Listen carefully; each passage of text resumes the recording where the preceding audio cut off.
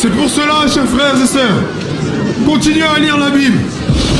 À travers ces écrits, vous arriverez à décerner les actes de ceux qui sont venus vous apporter ce livre et les écrits aux principes moraux contenus dans ce livre. Il faut qu'un voleur soit saisi avec l'objet qu'il a volé.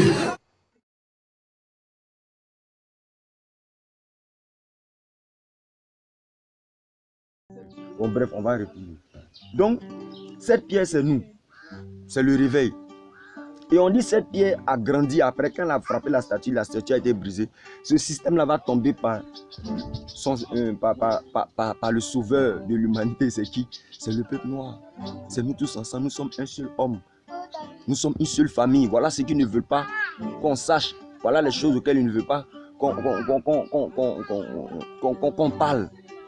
Dans les églises comme dans les mosquées, c'est le privilège de l'individualisme. Mais en Afrique, ici, c'est le social, c'est le partage. Le concept de l'individualisme, c'est les langues, mon cher.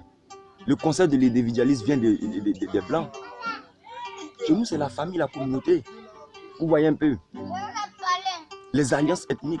Et on te dit même que cet éternel de la Bible, là, que c'est un Dieu d'alliance. Or, le peuple qui a fini à faire des alliances, c'est encore nous, les Noirs.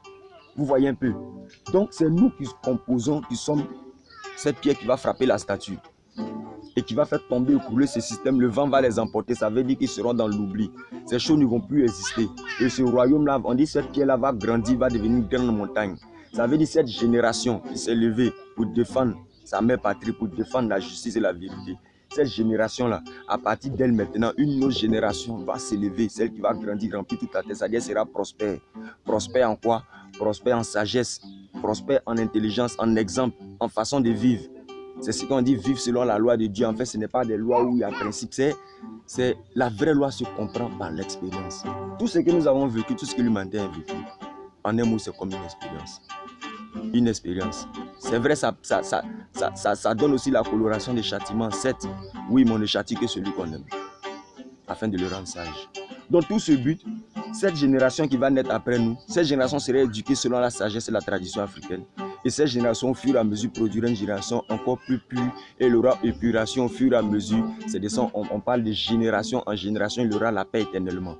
Il dit, je répandrai dans Joël, dans le livre de Joël, il dit, je répandrai de mon esprit sur toute chair. Je, c'est qui? Voilà, je. Et au fond de je, mon jeu ne s'arrête pas à mon aspect. Je rentre au fond de moi, je trouve des intestins. Mais je rentre au plus profond de moi, je trouve une pensée, une conscience vivante. Et dans cette conscience vivante, je trouve beaucoup d'aspects. Mon cœur, des sensations, des sentiments. Au plus profond de ça, je sens quelque part une divinité. Je sens quelque chose que je ne peux exprimer que par le mot divinité. Je sens en moi un Dieu, un fort, une puissance au fond de moi. Quelque chose comme une source de vie.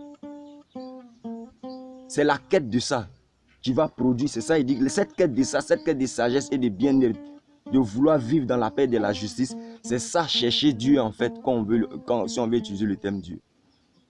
Et cette quête de ça va produire, aura en retour par conséquence un rafraîchissement qui va donner l'intelligence et la sagesse à l'homme d'embellir la planète et de rendre les choses. Nos parents ont construit ces pyramides-là, mais ça n'a pas d'effet secondaire sur la nature. Mais regarde ce qu'ils font. Ce qu'ils font, ils appellent ça technologie. Vous voyez un peu, il y aura une différence des choses. Tout ce que nous construisons en tant qu'Africains, en tant qu'hommes noirs dans la tradition africaine, tient compte de trois choses. Est-ce que ce que nous allons fabriquer ne va pas nuire à nos semblables? Est-ce que ce que nous allons fabriquer ne va pas nuire à la nature et ses éléments? Est-ce que ce que nous allons fabriquer est en conformité avec les principes divins? Si ça répond aux trois critères, ils fabriquent. Moi aujourd'hui on fabrique, ils appellent ça technologie, même portable ils sont utilisés pour filmer là. Mais ça émet des zones bizarres. Mais on dit on ne regarde pas la couleur de l'eau qu'on veut prendre pour éteindre le feu. Donc on utilise. J'ai croisé certaines personnes qui me disent mais pourquoi tu empruntes une voiture, pourquoi tu fais ceci? Mais ils n'ont rien compris. Le faire là même est quitté chez moi ici. Mais c'est pas ça la raison. C'est l'âme que tu as utilisée contre moi que je prends pour retenir contre toi. Leur Facebook, leur YouTube aujourd'hui, là, ils utilisent ça pour aller contre eux. Et c'est nos ancêtres qui ont permis, qui frôlent l'ombre de l'intelligence afin qu'ils puissent faire ce genre de choses. Et d'ailleurs, c'est des Noirs qui sont à la base de ces choses. Ça, ils ne veulent pas vous le dire. Bon, bref, vous voyez, c'est nous, cette pierre. Voilà pourquoi nous devons travailler ensemble. Nous devons souvent s'inviter et essayer de comprendre l'autre. Qu'est-ce qu'il veut dire? Est-ce que sa démarche, même s'il il forme un côté de la pyramide, mais est-ce que sa démarche aboutit? Parce que nos parents, quand ils ont construit la pyramide, elle n'a pas de... en matière de précision, c'est le bâtiment le plus précis au monde en matière de construction humaine. Jusqu'à eux-mêmes, les blancs disent que c'est les extraterrestres qui ont fait, mais ils ne croient pas. Tous les bâtiments qui ont été construits dans ce monde, aucun n'est précis que la pyramide, que les pyramides que nos parents ont fait. 5000 ans avant l'ère Jésus, ils gagnent maintenant ça dans 7000 ans. 7 aussi qui est le chiffre de la prospérité, d'un grand changement mental et matériel. Et c'est ce qui nous attend. C'est ça la vraie bonne nouvelle. Nous allons retrouver notre intégrité, notre indépendance réelle et non sur du papier. Mais sachez que l'indépendance réelle ne s'obtient pas sur du papier. Et ça, vous le savez, et nous tous nous le savons aujourd'hui. C'est indéniable. Vous voyez, la vraie indépendance s'obtient par la force. Mais pendant que ceux-là ont des milliers d'avions et des bombes nucléaires, toi qui dis tu es chrétien ou bien tu es encore musulman, tu ne veux rien comprendre. Ou bien toi qui comptes sur tes petits calages, mais ce n'est pas avec les pétards qu'ils ont vendus à nos armées là qu'on va se défendre. La seule chose qui fait peur à ceux qui peut aller contre toutes leurs bombes et faire exploser ça même chez eux à volonté. Mais ces puissances sont dans nos traditions, dans notre identité. Ça n'a rien à voir avec ce qu'on voit dans la rue. Non, viens prendre un médicament, fait palabre. Non, ne mélangez pas. Le gars, là, fait son commerce, c'est chaud sur lui. Moi, je n'en veux personne. C'est la situation qui fait que chacun grouille à sa manière. Mais le vrai du moins, tu ne l'as lorsque, au fond de toi, tu as une volonté sincère de vouloir l'utiliser pour que ton peuple soit libre. Et ça ne se triche pas. C'est les vibrations du cœur qui l'expriment. Toi-même, tu ne peux pas le dire. Mais c'est ton cœur qui l'exprime. C'est pourquoi recherchons l'amour en faisant ce travail. Oui, recherchons l'amour parce que c'est dans ça que se trouve la vraie puissance. Quand on parle de retourner à la tradition africaine, c'est de retourner à l'amour. Les lois traditionnelles, les lois de la marde, mais c'est la loi de l'amour. C'est la loi de l'amour. Seule la loi de l'amour peut nous apporter l'équilibre et la paix. Vous voyez. Donc c'était un peu la vidéo concernant Daniel chapitre 2 sur la statue de Nebuchadnezzar. Une statue, un songe. Une statue vue dans un songe par un roi qui a vécu dans l'empire babylonien, qui représentait la tête d'or. Et après il y a eu l'empire médo-perse, la poitrine et les cuisses qui représentaient l'empire grec. Tout ça pour aller vérifier aussi dans l'histoire. Et l'empire romain pour finir. Mais l'histoire ne s'arrête pas là. Toutes ces statues qui composent la statue de mensonge, de domination esclavagiste, toute cette machine va tomber, mais sera frappée par qui? Par une pierre qui sera lancée sans l'effort d'aucune main humaine. C'est pourquoi si certains de vos présidents luttent pour le peuple noir, félicitez-les. Si d'autres n'arrivent pas à lutter, ne les en voulez pas, parce qu'ils ne peuvent rien faire. Parce que ceux mêmes qui veulent faire là, vous voyez comment ils finissent. Parce que le sauveur de l'humanité ne sera pas un homme, mais ce sera plusieurs hommes en un homme. Un réveil unique pour tout le peuple, ensemble, lorsque nous aurons compris que nous sommes une seule et même famille, et que les religions sont venues pour nous diviser et mettre la différence entre nous. Et la différence crée la division. Donc devons nous retrouver au travers de nos traditions. C'est la seule voie de l'unification. C'est dans l'unité que nous trouverons la force nécessaire pour combattre tous ceux-ci qui ont l'intention de venir nous achever avec des bombes bactériologiques, avec des vaccins, avec des... bonjour mon frère, des armes militaires et autres. Vous voyez comment ils envahissent l'Afrique. Vous voyez un peu. Mais restons tranquilles. Rien ne peut contre la nature. Restons tranquilles. Vous verrez la délivrance de vos yeux. Je n'ai pas dit que non, restez tranquille. Ça dit qu'il ne faut pas parler à ton frère. Continue à nous exhorter les uns les autres. En fait, cette exhortation, vous utilisez un peu le mot façon, cette manière de réveiller les autres, d'apporter le réveil, d'expliquer la vérité aux gens, enfin de mettre les gens sur le chemin de la vérité. C'est une manière de dire aux gens que comprenez, sortez de là et puis regardez. Parce que ce n'est pas pour sortir de là pour aller se battre. Tu vas te battre quoi. Mais tout a été déjà préparé. Restez tranquille. À ce niveau, peut-être un jour, on fera une vidéo là-dessus. Voilà, donc c'était un peu ça. Voilà. Et s'il y a des questions, vous pouvez les mettre en commentaire. N'oubliez pas de vous abonner aussi pour qu'à chaque fois qu'il y a des vidéos en plus, ça puisse directement vous atteindre rapidement. Voilà. Mais le bonus, maintenant passons au bonus. Le premier bonus de 5 minutes, nous sommes déjà à 44 minutes. Je crois jusqu'à 50, on va finir. Le bonus, c'est dans Apocalypse.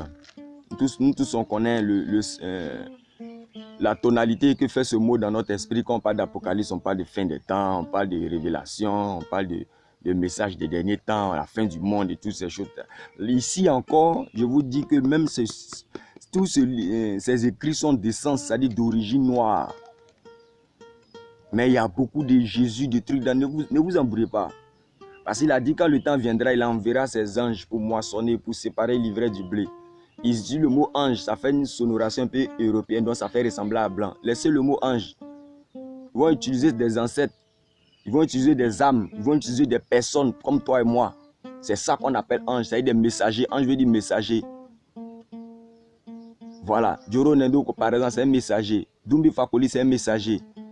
Kemi Seba, c'est un messager. Vous voyez un peu.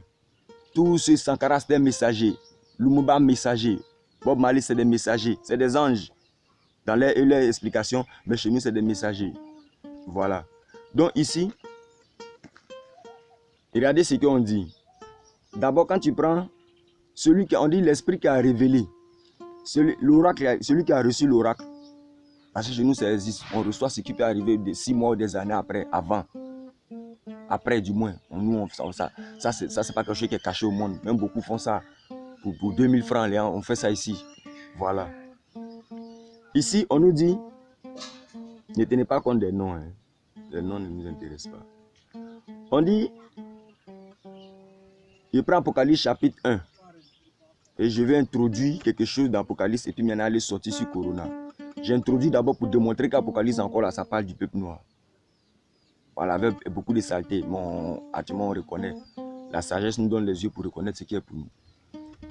Il dit, moi Jean, il dit les noms ne sont pas importants. Votre frère et qui n'est pas avec vous à la tribulation et au royaume et à la persévérance. J'étais dans l'île appelée machin machin, je fus ravi en esprit au jour du Seigneur. Quand tu vois Seigneur, il faut te dire au jour du soulèvement. Au jour où toutes ces choses vont se terminer. Tu vois un peu. C'est-à-dire, il a été, ce qui va se passer à plus tard, lui a été communiqué. Ça, c'est pas nouveau chez nous ici. Ce que tu vois, il dit, je fus ravi en esprit et j'entendis derrière moi une voix forte. Apocalypse chapitre 1, verset 10. Comme le son d'une trompette, comme le son d'une voix rock, une voix d'homme.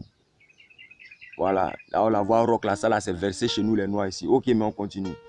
Cette voix disait, ce que tu vois, écris-le dans un livre et envoie-le aux 7 églises à Éphèse, à Smyrne, Pergame, Thyatire, Sardes, machin, machin. Tout ça, c'est des colorations, mais des colorations dans lesquelles on retrouve toujours. Allons seulement. Je me retournais, donc l'auteur dit, il s'est retourné pour voir quelle est la voix qui lui parlait. Et après s'être retourné, il a vu 7 chandeliers en or. Et au milieu de 7 chandeliers, quelqu'un ressemblait à un fils d'homme, c'est-à-dire il avait l'apparence humaine. Vêtu d'une longue robe et ayant une ceinture d'or sur la poitrine. Quand ici, ils vont te dire non, un fils d'homme, ce n'est pas un humain. C'est un esprit peut porter habit. Donc, restez tranquille. Vêtu d'une longue robe, sa tête et ses cheveux étaient blancs comme de la laine blanche. Vous voyez, on dit sa tête et ses cheveux étaient blancs comme de la laine blanche. La laine, c'est quoi? La laine, c'est les poils de mouton. C'est les poils crépus de mouton. Comme de la laine pure. Dans d'autres versions, même de la laine pure. Ici, ils ont mis la laine blanche. Or, le mouton est à son noir. Pourquoi ils mettent blanche? Pour faire tout ça, là, pour faire allusion à quelque chose. Au mouton est à noir. Un mouton est à marron. Pourquoi ils mettent blanche? Est-ce que tous les moutons sont blancs? C'est de la laine pure. C'est pur, ils mettent blanche. Parce que blanc aussi, ils aiment symboliser la pureté. Or, la vraie couleur de la pureté, c'est le noir. Voilà. Parce que dans le noir, il n'y a pas de saleté, on ne voit rien. Tu vas t'appuyer sur quoi? C'est pourquoi l'amon, qui signifie l'invisible, l'amon ra, l'invisible, le noir. Visible ra, soleil, il est invisible. Or, derrière le soleil, il y a un trou noir. Bon, bref. Ceux qui sont plus vont chercher, vous allez trouver des gens qui vont expliquer en détail ces choses. Pour l'instant, on continue. Donc, on dit que sa tête, ses cheveux étaient blancs comme de la laine pure. C'est ça, ils ont traduit par blanche. Vous voyez dans d'autres versions, vous voyez, c'est pur. Or, la laine, c'est crépue. Donc, ici, on insinue que le personnage qu'il a vu, qui a parlé, qui a la voix rock là, sa tête a des cheveux crépus. Or, qui a les cheveux crépus? On continue. Ses pieds étaient semblables à des airains ardents. Airain, ça veut dire cuivre. On dit ardent, ça veut dire poli. C'est tout ce que ça veut dire cuivre fondu, poli. du cuivre. Or, le cuivre a quelle couleur? Le cuivre est marron. Nous sommes marrons. Nous, on n'est pas noir. En disant noir, c'est abus de langage. Parce que noir. Sinon, on est marron. Moi, on est noir. Parce qu'on est sombre. Vous voyez un peu. On est noir. Vous voyez. Donc, quand on dit cuivre, c'est le noir. C'est comme le miel, la couleur du miel. Vous voyez un peu. Voilà. Donc, on dit ses pieds ressemblaient à du cuivre. Quand on regarde à l'aspect du cuivre, ça dit, gars, c'est comment? Sa couleur de cuivre au moins. L'aspect du cuivre, là. Premier aspect du cuivre, là, c'est son teint, sa couleur. Ou bien d'abord. Voilà. On dit sa voix, on dit ses pieds étaient semblables à des reins Adam, comme s'il lui était embrasé d'une fournaise. Donc, ça dit du cuivre bien poli. Donc, ça dit son teint bien noir, bien choco. Et sa voix était comme le bruit des grandes eaux. La grande voix, une grosse voix. Tu vois un peu? Voilà. Donc, il avait dans sa main droite 7 étoiles, de sa bouche sortait une épée aiguë, machin et autres. Bon. Il dit, ne crains point, je suis le, ici au verset 18, ne crains point, je suis le premier et le dernier. Vous voyez un peu. J'ai dit, quand vous voyez ici là, pensez directement au soulèvement du peuple noir qui compose un seul homme. Un seul homme. Nous sommes un. Je suis le premier. Nous sommes les premiers de l'humanité. Même le reconnaissent que nous sommes le berceau de l'humanité. Nous sommes premiers. Et le dernier. Aujourd'hui, là, actuellement, nous avons le titre de dernier. Un sous-titre. Nous sommes les deux seuls qui peuvent remplir ces deux conditions en même temps. Il dit, je suis le premier et. Il n'a pas dit, je suis le premier et après, je suis... Non. Il dit, le premier et. Nous sommes les deux qui remplissons ces deux conditions. Nous sommes les premiers. Et nous aujourd'hui, on nous appelle les derniers. Le dernier. Mais on dit plusieurs des derniers, le dernier sera le premier. Et plusieurs des premiers seront les derniers. Vous voyez un peu ce que je veux dire. Donc, ici, il dit, j'étais mort et voici je suis vivant au siècle des siècles. L'esclavage jusqu'à aujourd'hui, toute la souffrance depuis les Arabes, dans les vagins d'esclavage jusqu'à aujourd'hui. Nous étions morts. Mais aujourd'hui, nous sommes vivants, plus qu'à jamais vivants. Une flamme en train de souffler en nous. Vous voyez un peu. Bon, je ne vais pas rentrer dans tous les détails. C'était pour présenter un peu l'aspect des choses. Vous voyez un peu. Voilà, mais ici, ce n'est pas un personnage Jésus, hein, non. C'est l'esprit de nos ancêtres. L'esprit unique de nos ancêtres. Nous sommes un seul homme. Et l'esprit unique de tous ces composants que nous sommes là. C'est ce qui est en train de... C'est ce qui révèle les choses. Les grandes choses. Tu as été marié, tu as fait ceci là. Non, on ne connaît pas ça là. Donc, ainsi le décor planté. Je vais vous donner encore un autre décor encore.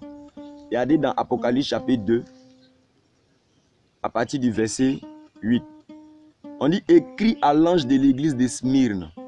Vous voyez, c'est cette église dont on parle. Église n'est pas un mot religieux. Église, c'est un simple mot qui signifie une assemblée à la tête duquel il y a un chef. L'assemblée nationale qu'il y a dans vos pays, c'est une église parce que c'est une assemblée à la tête duquel il y a un chef. Quand vous voyez le chef du village avec sa notabilité autour de lui, puisqu'il est le chef, c'est une église. Vous voyez l'islam, les musulmans et tous, Mohamed étant le chef, c'est une église. Les chrétiens, ils sont une communauté, Jésus est le chef, c'est une église. Tout ce qu'il y a chef, communauté, s'en appelle église. C'est juste un simple mot. Donc ils ne sont pas des communautés. Voilà comment on devait commencer aussi à remplacer certains mots qui ont trop consonance, un peu trop façon jésulâtre là. Donc voici ce qui est écrit à l'église de Smyrne. Oh, Smyrne, ça signifie ce qui est amer. À la communauté qui vit les choses amères. Les atrocités. Voici ce que dit le premier et le dernier encore. Ça dit l'esprit de nos ancêtres. Parce que si nous sommes derniers aujourd'hui, nos ancêtres sont derniers. Si nous relevons, nos ancêtres sont relevés. C'est pourquoi aujourd'hui, ils nous inspirent. Celui qui était mort et qui est revenu à la vie. Je connais ta tribulation. Je connais ta tribulation. Ici, on parle un peuple. On dit les 7 églises, c'est l'ensemble du peuple qui symbolise l'ensemble du peuple d'Israël. Donc, ouvrez vos yeux. Je connais ta tribulation. Qui vit la tribulation aujourd'hui? Et ta pauvreté. Bien que tu sois riche.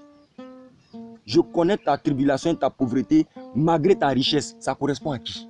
Ça correspond au peuple, ça correspond pas au peuple africain, sa terre d'Afrique. Je connais ta tribulation et ta pauvreté, bien que tu sois riche. Et les calomnies, c'est-à-dire les moqueries, les foutaises de la part de ceux qui se disent juifs. Le mot juif, là, c'est un simple mot qualificatif. Ce n'est pas une ethnie. Ça fait référence au peuple d'Israël, biblique. Donc, eux, ils ont pris le mot là pour mettre sur eux parce qu'ils ont volé l'identité. C'est de simples mots. Vous voyez, comme Israël, là, c'est un adjectif qualificatif. Isis, Rahel, c'est les fils du soleil. Or, l'Afrique est la terre la plus réchauffée par le soleil. Et le soleil nous donne cette mélanine. Donc, c'est de nous, il s'agit qu'on dit Israël. C'est un mot, ce n'est pas une ethnie. Vous voyez un peu, c'est un mot qualificatif. Et les calomnies de la part de ceux qui se disent israélites, eux ne le sont pas, mais qui sont une synagogue de Satan. Sur la terre ici, là, quel est le peuple qui se fait passer pour les Israélites? Ce n'est pas ceux qui sont en haut en Palestine, d'ailleurs ils se font appeler Israéliens. Or dans la Bible on dit Israélites, c'est même pas la même chose d'abord. Et tous les indices pointent que les Israélites dont on parle dans la Bible, c'est le peuple noir. Vous voyez, ils connaissent ta tribulation et ta pauvreté malgré ta richesse. Il s'agit de qui? Et les moqueries et les calomnies de ceux qui se disent juifs. Ce n'est pas ce petit état d'Israël qui gère le monde. Ce n'est pas eux qui nous envoient toutes ces catastrophes sous couvert de la France et de l'Est vassal, Angleterre, États-Unis, tout cela qui se prennent pour quelque chose qui en réalité tous travaillent pour une même entité. Vous voyez un peu. Et c'est cette entité qui est symbolisée souvent dans les écrits bibliques des dômes. Mais un jour on va faire une vidéo là-dessus, sur la naissance des dômes, et puis on va expliquer beaucoup de choses. Donc il dit au verset 10, on dit, bon d'abord il dit, et les calomnies de la part de ceux qui se disent juifs ne le sont pas, mais qui sont une synagogue de Satan. Satan, ce n'est pas un gars avec des cornes, on veut te faire croire. Non, non, non. Satan, ça veut dire l'adversité. Tout ce qui est adversaire à toi. Si tu avais un rendez-vous pour avoir pris un bon jeton et la pluie est sortie, tellement c'est sorti, tu n'as pas pu avoir voiture pour aller. Ce jour-là, la pluie a été un Satan pour toi. C'est juste un mot qui veut dire adversité, adversaire. Si ton enfant veut sortir de la maison, que tu veux aller jouer, tu dis tu ne veux pas. Tu es Satan en même temps pour lui. Est-ce que tu as des connes? C'est juste un mot. Et dans l'Antiquité même, il y avait une fonction qu'on appelait Satan, qui est aujourd'hui remplacée par celui de procureur au palais de justice. Lui, il est le Satan. C'est-à-dire, lui, il essaie de t'accuser pour t'amener à te tromper dans tes paroles pour qu'on voit qui tu es. Donc, il devient ton accusateur. On appelle Satan l'accusateur dans la Bible. Qu'est-ce que vous croyez? Ils vous font penser à des choses, vous parlez d'esprit, de tata. Non, s'il y a la pauvreté, c'est parce qu'ils nous volent. Arrêtez les histoires de c'est parce qu'il y a main sèche, ma main paume percée, c'est faux. Laissez tout ça sortir de ces choses-là. Il dit, ne crains, il dit, qui sont une synagogue de Satan, c'est-à-dire une assemblée d'adversité. C'est ceux-là aussi qui sont contre nous en Afrique ici, qui sont contre le peuple, dans la diaspora ici. C'est eux qui mettent l'adversité sur nous. Vous voyez, tout est défini. Ne crains pas de ce que tu vas souffrir, voici le diable. Le diable, c'est la même chose. On vous dit par exemple que le diable ne vient que pour voler, égorger et détruire. Vous êtes d'accord? Pour ceux qui sont chrétiens qui lisent la Bible, on dit le diable ne vient que pour voler, égorger et détruire. Voici comment il a été défini. Or, qui vole? Qui nous vole ici? Qui nous détruit ici? Les maladies, sida, Ebola et autres, avec les nouveaux qu'ils envoient Corona, dont on va parler tout à l'heure. Qui nous envoie les guerres ici, les familles qui nous détruisent, qui nous égorgent, qui nous tuent, qui tuent nos enfants, qui crée des fondations pour aller tuer nos enfants dans des sacrifices humains. Hein? Qui fait ça? On dit le diable ne vient que pour voler. Or, on sait qu'il vole. Détruit, on sait qu'il détruit. On dit égorger. Mais égorger, tout est là. Il ne vient que pour voler, égorger, détruire. Quand vous regardez, ça fait allusion à qui? Ou bien à quoi? Ouvrez vos yeux. Ce n'est pas un gars avec des cornes qui vous attend d'un feu. Si le diable il est dans le feu, il t'attend dans le feu, comment se fait-il que lui encore on le met dans le feu, lui il est dans le feu? Il faut voir un peu, c'est des trucs, ça a été écrit par des cerveaux qui ne sont pas intelligents, ils étaient juste rusés. Mais aujourd'hui la sagesse est en train de dominer sur la ruse. Donc on va aller directement à la chose. Sur ma présentation du coronavirus, ma version, bibliquement parlant, j'avais le verset là. Et je cherche un peu. Vous voyez, en attendant que je cherche, on va remplir le temps. Quand on parle par exemple de Sion, vous entendez Sion dans les écrits, on parle de Sion, montagne de Sion. D'ailleurs, chez nous, en Afrique de l'Ouest, ici, il y a un peu qu'on appelle les guerriers. Il dit Zion. Zion, c'est dit chez les ancêtres. Or, on dit au personnage qu'on appelle Abraham. Je ne parle pas d'un homme qui a existé physiquement, il s'appelle Abraham. Ça, c'est pas mon problème. Mais l'indice biblique démontre que c'est Abraham-là. On lui dit dans Genèse chapitre 13, après du verset 15, que tu retourneras au père de tes ancêtres, à Zion. Or, chez les guerriers, chez les ancêtres, on dit Zion. Il n'y a pas de hasard. Vous voyez un peu, c'est Zion-là que Sion. C'est la même chose. Et Sion, c'est l'Afrique. Allez dans Psaume 87, vous allez voir. Psaume 87, on te dit que l'Égypte et l'Éthiopie sont nés dans Sion. Égypte, Éthiopie, c'est où? C'est pas en Afrique. Donc Sion là, c'est où? Or, on dit que l'éternel de la Bible, là, ce Dieu là, c'est le Dieu de Sion. Faut ouvrir tes yeux. Et ils se font appeler là-bas Sion. Là, qu'on s'est dit, c'est eux le peuple de tant. Un pays qui est né en 1948. Ils ont construit le tombeau de leur Jésus là, en quelle date alors? Bon, il cherche, il faut qu'il me constate un peu. Le verset là m'échappe un peu. Bon. Ouverture des premiers ciseaux. Bon. Voilà, on dirait que... Non. Voilà. Voilà. Je n'ai pas dit que c'est écrit noir sur blanc que le coronavirus ici. C'est moi, à mon rat. Je donne ma définition selon la Bible. Et chacun son interprétation. Je ne fais pas un sujet absolu sur ça. Concernant ce sujet du corona, il ne fait pas un truc absolu sur ça. Il dit ça, c'est ma conception. Mais concernant tout ce qui est passé, celui qui veut venir discuter, là, on est prêt à tout. Ici, j'attire votre attention. Mais ceux qui ont l'esprit de sagesse et qui aiment la vérité peuvent voir quelque chose dedans. Ici, on est dans l'Apocalypse. On parle des malheurs qui vont frapper la terre. On parle de l'ouverture des sceaux, c'est-à-dire c'est comme des décrets pour que quelque chose arrive. Et tout ce qui arrive, il n'y a pas de hasard. C'est des décrets sur décrets. Voilà, il n'y a pas de hasard. Ils se font passer pour les plus forts, ils ne sont rien. Il y a des décrets au-dessus d'eux. Il dit, au verset 7, Apocalypse chapitre 6, verset 7, quand il ouvrit le quatrième sceau, j'ai entendu la voix du quatrième être vivant qui disait, viens. Je regardais et voici parut un cheval d'une couleur pâle. Un cheval d'une couleur pâle. La couleur pâle. Retenez le mot pâle. Celui qui le montait se nommait la mort. Et le séjour des morts l'accompagnait.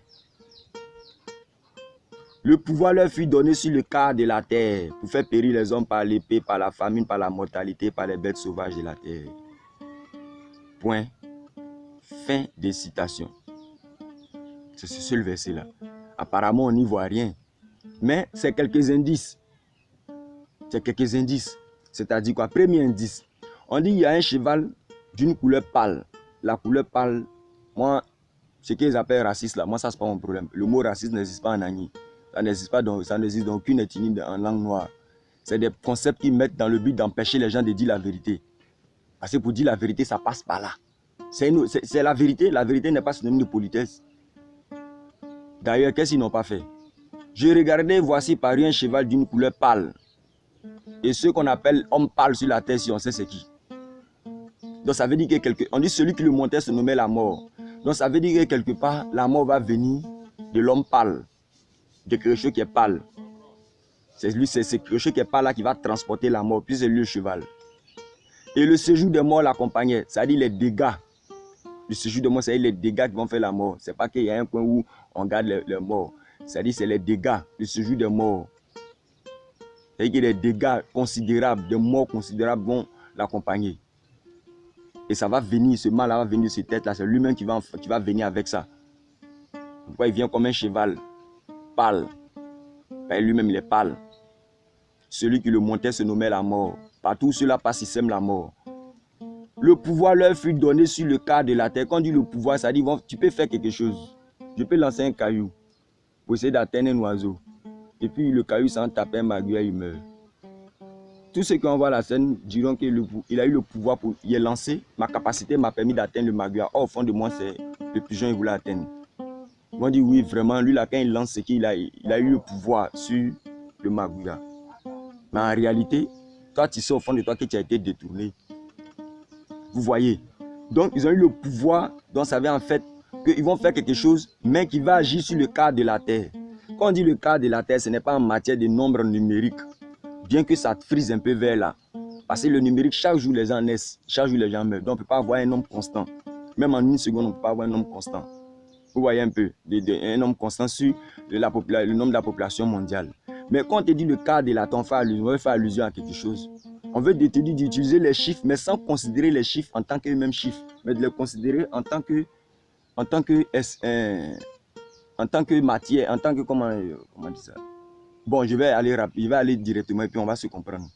C'est-à-dire quoi, le quart de la Terre. Si on prend numériquement, la population mondiale tire autour de 8 milliards. Voilà, environ 8 milliards, un truc comme ça, 8 milliards. Et le quart de 8, c'est quoi? C'est 2. Or, sur la Terre, c'est quel pays plus seul qui englobe près de 2 milliards d'habitants ou 2 milliards d'habitants? C'est la Chine. Vous voyez un peu.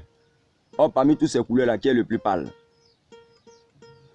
Parmi tous ces le codem, c'est blanc et autres, tous ceux qui sont de couleur blanche là, qui est le plus pâle?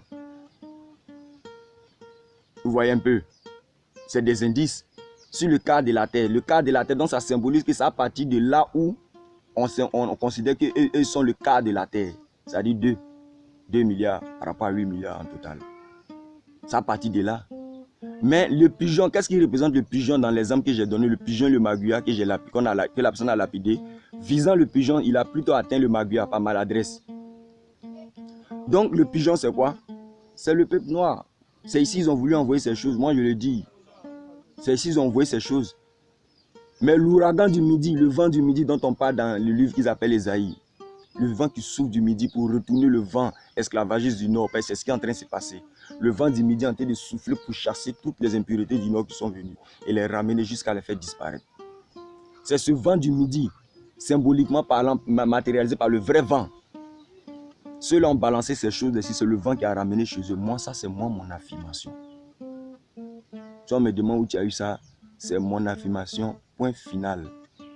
Crée ton affirmation ou donne ton argument, ce n'est pas à discuter. Moi, c'est ce que je donne comme mon indice. J'ai commencé à dire, c'est mon appréciation. Mais celui qui a la sagesse tirera d'autres choses dedans aussi qui vont lui permettre de pouvoir mieux comprendre. Mais ce n'est pas l'absolu.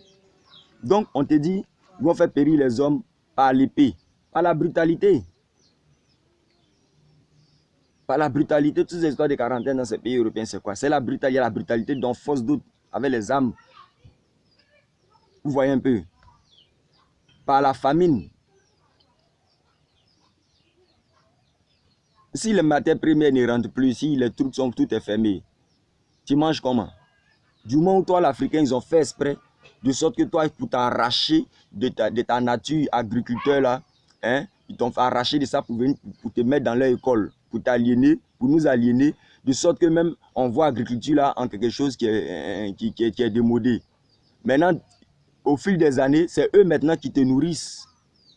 Riz thaïlandais, riz vietnamien, riz chinois, riz tant. Toi-même, tu sais que tu plantes, ça pas te suffire. Maintenant qu'ils ferment là, ils savent que tu ne vas pas avoir à manger. S'ils doivent venir te vendre des médicaments, ils vont te vendre des médicaments en business. Or, les médicaments en business, puisque eux-mêmes, les médicaments qu'ils valident là, ça nous rend malades. Maintenant, imagine s'ils vont faire passer en cachette. Tout ça dans le but de faire quoi? De toi te tuer. Tu cherches quoi là-bas? Dans la religion de quelqu'un qui veut te tuer. Donc, on dit par la mortalité. Toutes ces choses-là, c'est la mortalité. Et par les bêtes sauvages de la terre. Les bêtes, ce qu'on dit les bêtes sauvages, c'est les pensées négatives. Les gens qui profitent de cette situation. Voilà, les bêtes sauvages de la terre. Parmi eux, il y a beaucoup de pasteurs qui sont dedans, imams. Parce qu'il y a beaucoup d'imams et de pasteurs aussi qui, eux, au fond d'eux, cherchent à... Ils aiment la vérité. C'est parce qu'ils n'ont pas encore croisé quelque chose. Mais parmi eux aussi, il y en a qui savent ce qu'ils sont en train de vous expliquer.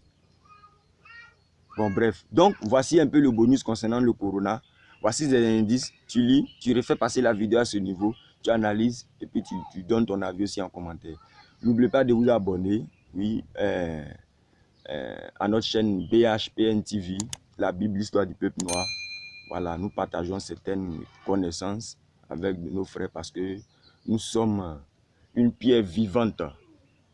Nous sommes une pierre vivante pour venir faire abolir tout ce système esclavagiste et instaurer la paix et la justice dans le monde entier jusqu'à les repartir partout.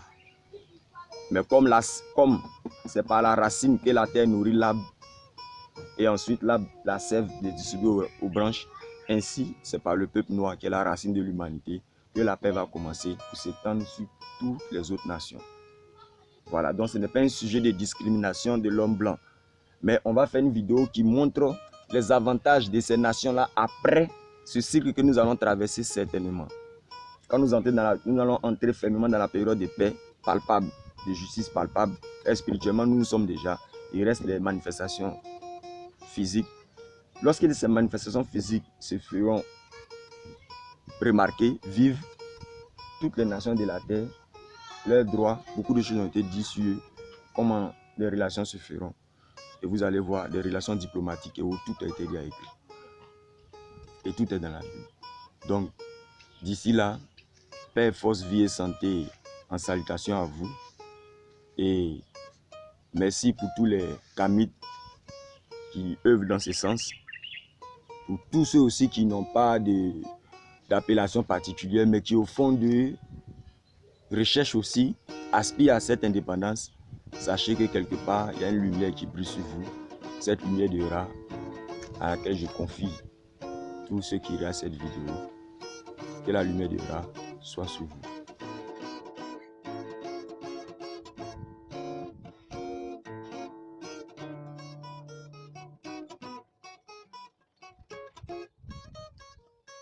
C'est pour cela, chers frères et sœurs, continuez à lire la Bible. À travers ces écrits, vous arriverez à décerner les actes de ceux qui sont venus vous apporter ce livre et les écrits aux principes moraux contenus dans ce livre. Il faut qu'un voleur soit saisi avec l'objet qu'il a volé.